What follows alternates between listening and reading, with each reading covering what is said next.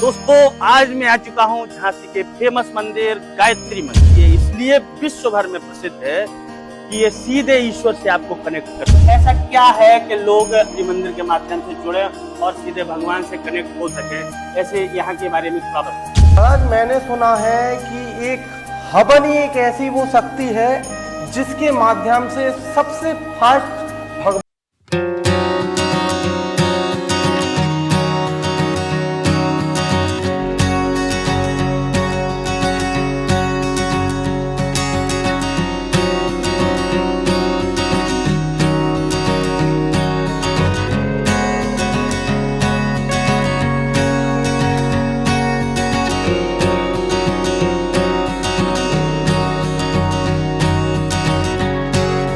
मेरे खास मित्र देखो गायत्री मंदिर पर आ गए हैं।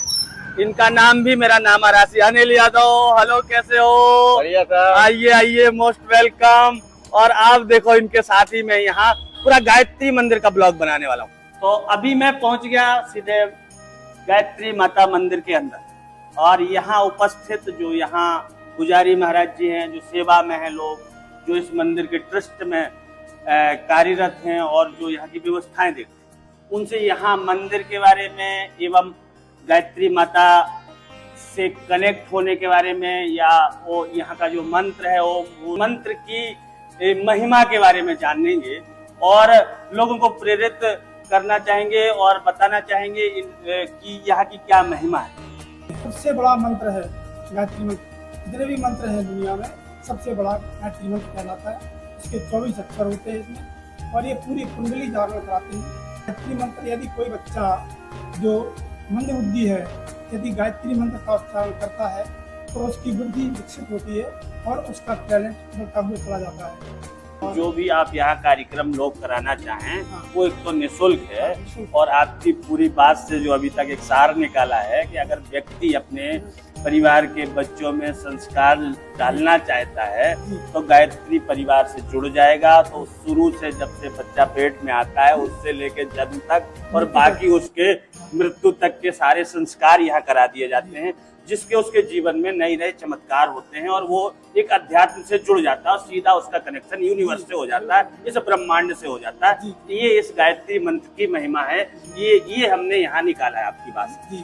अब आपसे इस अलावा आप पंडित जी यहाँ हैं या कैसे, आप थोड़ा सा अपना परिचय दीजिए और बताइए थोड़ा, आप अपने मुखारबिंद से बताइए यहाँ की महिमा। 1980 से जुड़ा। 1980 से गायत्री परिवार से जुड़ गया। मैं इसके पूर्व जो है हाँ। टीचर था, मैथमेटिक्स लेक्चरर था। कहाँ पे? इंटर कॉलेज में, एमपी। अच्छा। रिटायरमेंट के बाद आपने पूरा सक्रिय था इसी में। 2012 से मैं जो है सक्रिय कार्यकर्ता के रूप में जुड़ने के लिए पूरा समय अपना देता हूँ। घर में नहीं जाता हूँ, पूरा बस यहीं रहता हूँ। और जो भी कार्यक्रम होते हैं वो यहाँ यज्ञशाला में भी कराए जाते हैं। और इसके अलावा जहाँ जैसे शहर में आप अपने यज्ञशाला में आए आप, तो केवल आपको ही उसका लाभ मिलेगा, आपके परिवार को, आपके घर का।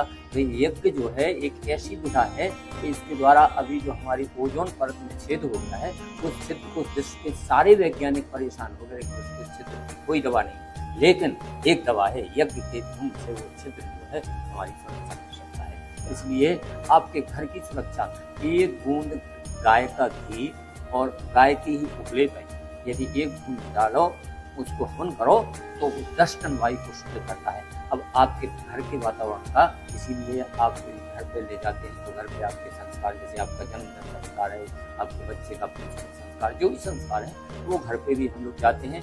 घर पे हम निःशुल्क कराते हैं। जो भी पैसा मिलता है वो सब आपकी पूरी उसकी पावती रसीद देते हैं और पूरा पैसा जो है 8-10 महीने के बाद जमा कर देते हैं। थोड़ा सा हम अब ये मंत्र इतना पावरफुल है, हाँ। इसके बारे में थोड़ा हम लोगों को तक पहुंचाना चाहता हूँ कि ओम भूर्भुवः स्वः तत्सवितुर्वरेण्यं भर्गो देवस्य धीमहि धियो यो नः प्रचोदयात्। इस मंत्र के बारे में थोड़ा बताइए। ये मंत्र है संस्कृत में। अब इसका हिंदी में अर्थ है, उस प्राण स्वरूप, दुखनाशक, सुख स्वरूप, श्रेष्ठ, तेजस्वी, पापनाशक, देव स्वरूप परमात्मा को हम अपने अंतःकरण में धारण करें। वह परमात्मा हमारी बुद्धि को सन्मार्ग में प्रेरित करे। तो इस मंत्र का प्रमुख काम। अब देखिए, दुख और सुख का कारण केवल क्या है?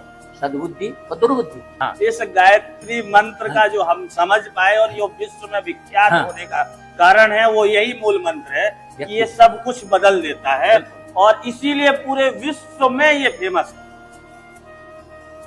हर योगी हो, जोगी हो, जो भी हो, परिवार के हो, सदस्यों, संसारी हो, सब लोग इस मंत्र का पावर जानते हैं और इस मंत्र को हमेशा जप करना चाहिए। ये मंदिर से निकलकर मैं इस प्रांगण में आ गया। ये यहाँ का मंच है, ये यहाँ का कार्यक्रम स्थल है। जो लोग यहाँ अपना जन्म स्थल या विवाह जन्मोत्सव या विवाह महोत्सव मनाना चाहते हैं उनके लिए ये जगह है पूरा, और इस जगह में वो पूरा उपयोग कर सकते। और ये सामने ये जगह है जहाँ पे यज्ञ होता है, रोज सुबह 7:30 बजे यज्ञ होता है। ये यज्ञ और सामने ये मंदिर का शिखर दिख रहा है आपको, ये पूरा मंदिर है गायत्री मंदिर, ये यज्ञशाला है। और इसके बाजू में तो थोड़ा दबा हुआ है लेकिन उसके बगल में साधना केंद्र है। यदि आप अपना साधना करना चाहते तो उसमें साधना के लिए यानी ये तीनों चीजें आपको एक साथ मिल जाएंगी। और सामने ये मंच है और इस मंच से आप अपना कार्यक्रम पूरा कर सकते हैं। अब महाराज जी मेरा कहना है आदरणीय के लोगों का क्वेश्चन रहता है कि क्या इधर जो भी हम कार्यक्रम करेंगे, जो भी जन्मोत्सव या विवाह महोत्सव, इसके लिए यहाँ कोई शुल्क है? नहीं, यहाँ कोई शुल्क नहीं लिया जाता है, लेकिन यहाँ की भावना यहाँ आके अपने आप स्वतः जो है आपके अंदर लगता है कि यार हम यहाँ आए और इतना कुछ किया, हमें कुछ करना चाहिए। तो आप स्वेच्छा से कुछ करते हैं तो उसको मना ही नहीं है, और नहीं करते हैं तो कोई आपसे मतलब कोई बाउंडेशन नहीं है। आपका भाव बने, आपका विचार बने और यहाँ के भाव बन जाए तो ये जो व्यवस्थाएं चल रही है, व्यवस्थाएं में आप अपना सहयोग करके जो भी देना चाहें दे सकते हैं। और अनिल भाई अभी सारा हमारे साथ शूट भी कर रहे थे और ये यहाँ जो जगह है ये गायत्री पीठ, कैसा लगा आपको? ये बहुत ही यहाँ की इसकी खूबसूरती को लेके, यहाँ की भक्ति को लेके, यहाँ तक कि यहाँ पे जो हवन का वो है ना, भगवान से कनेक्ट होने का, और आप भी कुछ भी मतलब आपका अगर आपके पास 1 रुपए भी नहीं है आप हवन करा सकते हो। हवन को जब अपन बैठते हैं ना उस टाइम पे जो एनर्जी आती है और भगवान का जो आशीर्वाद प्राप्त होता है वो बहुत ही अलग है।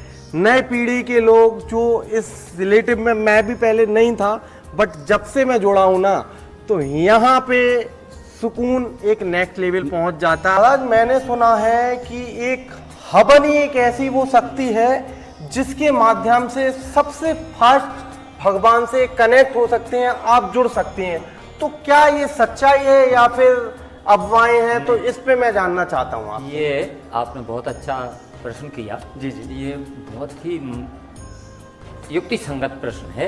इस प्रश्न का, क्योंकि यज्ञ एक ऐसी विधा है कि होता है सारे विश्व का कल्याण यज्ञ से, जल्दी प्रसन्न होते हैं भगवान यज्ञ से। कैसे प्रसन्न होते हैं? भगवान की सृष्टि 3 रूप में है, एक जलचर, एक थलचर, एक नभचर।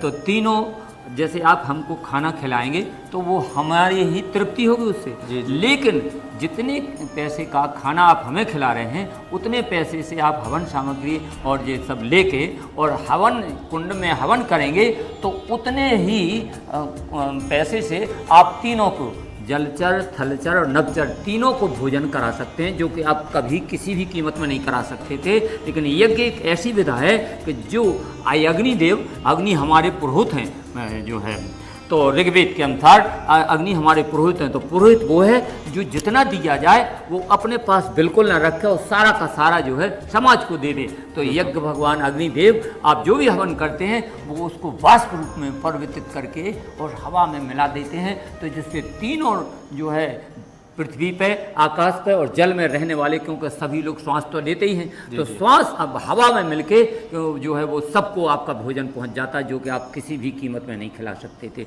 इसीलिए यज्ञ जो है सबसे लोकप्रिय है।